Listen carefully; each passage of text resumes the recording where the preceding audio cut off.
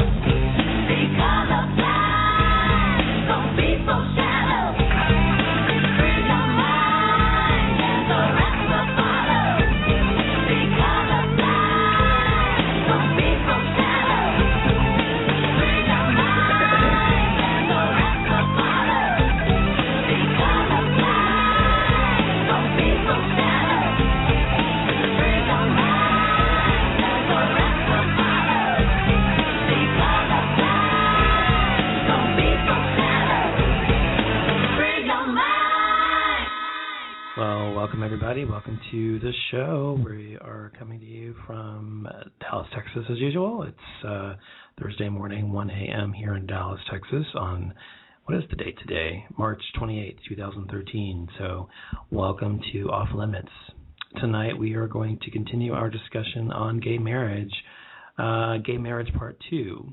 And last night I talked about last night gay marriage from a non-religious perspective. And tonight we're going to discuss gay marriage and gays in general, and homosexuality from a religious perspective. And what I mean by that essentially is discussing it based defending homosexuality from the religious zealots and people who say that being gay is wrong according to the Bible and blah, blah, blah. And so if you have something to say about this, whether pro or against, the call-in number is 323-843-6160, and I'm happy to talk to you about your feelings about gay people from a religious perspective and just the gay marriage discussion that we're having in the country right now because of the Supreme Court.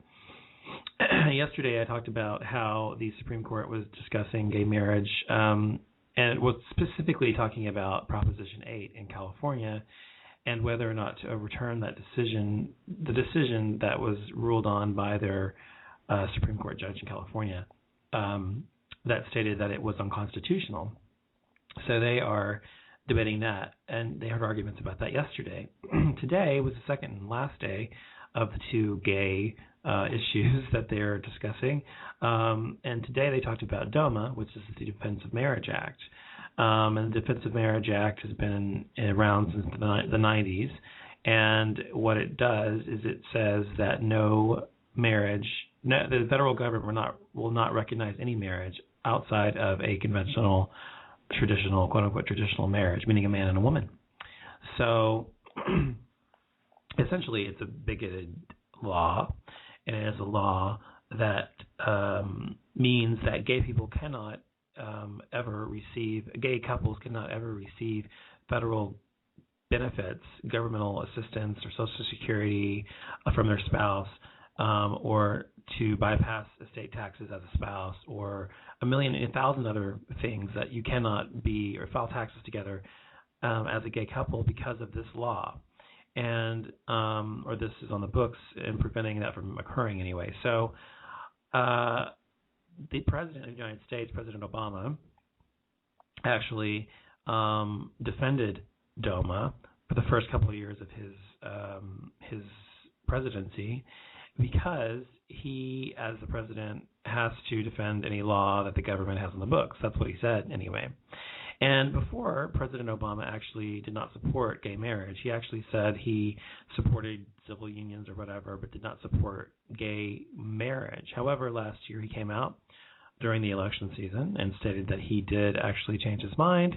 He's had a change of heart and has, quote, evolved to realize that gay marriage should be legal and that gays should actually have the same rights as people, heterosexual people. So the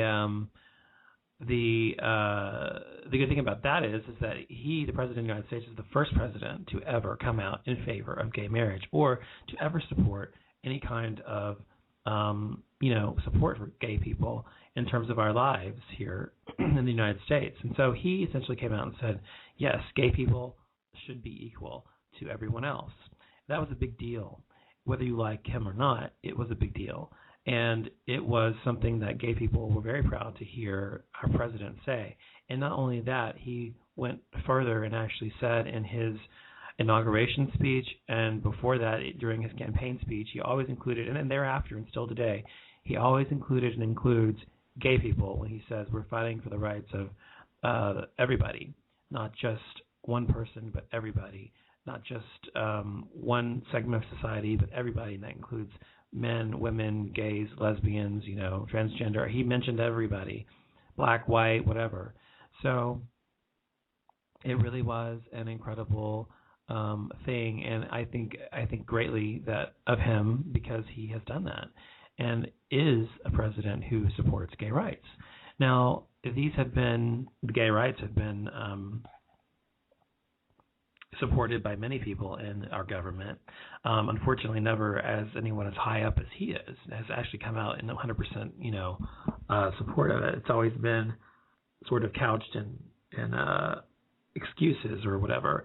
And he has come out and said that. So that's a great thing. Anyway, today the Supreme Court deliberated on whether the Defense of Marriage Act, which, as I said, denies legally married same-sex couples federal benefits, if it meets constitutional standards.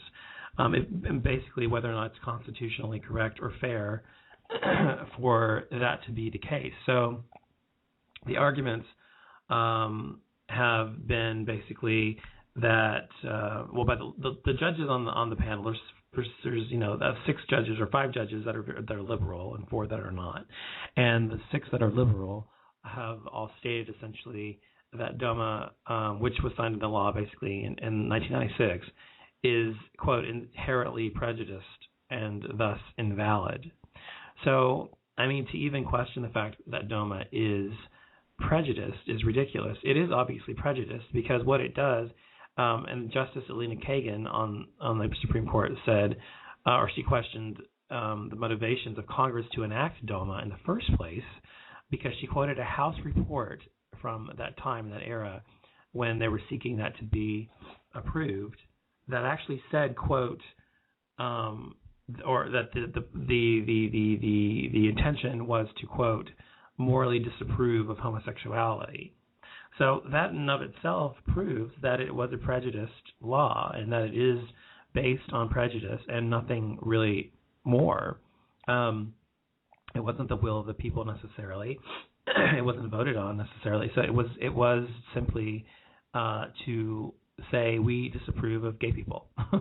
That was the whole purpose of it, and that has been the reason that it is and should be held invalid. So hopefully they are going to come to the conclusion that it is invalid, and they're going to overturn it. And that means, if once that happens, that means the federal government can actually legally recognize same-sex marriage. And I think it is absolutely the barrier between whether it happens or not, whether it does get recognized by the federal government. If DOMA is still there in the books, it can't ever happen. So, I mean, at least legally. And the federal government is not going to go against their own law. So the federal government can recognize marriages, gay marriages in Connecticut and Massachusetts and Washington, D.C. and Vermont and wherever, other states that allow it, the 9 states that allow it now, once that is no longer considered legal. And so hopefully they're saying we will have decisions on both Proposition 8 and on DOMA by June of this year. So around June sometime, we should finally find out whether Proposition 8 is overturned, whether DOMA is overturned, and whether gay people can actually get married again in California, and whether the rights of gay people or the gay people who are already married or will get married in states that allow it will be recognized by the federal government.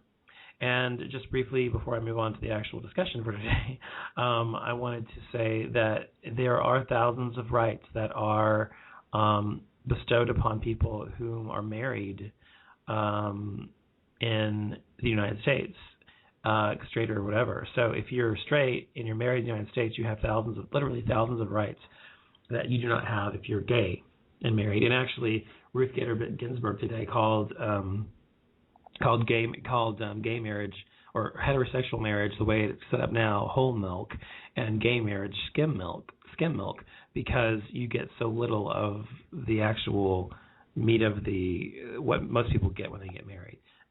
So it's obviously no one can argue that it is not equal. It is not equal, and the whole point, is that because of the 14th Amendment, I think it's the 14th Amendment.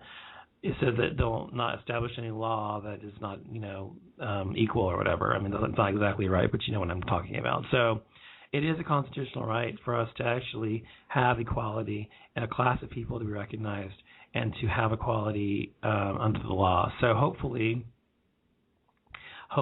this will come to pass soon. I'm skeptical about Proposition 8 actually being overturned because they are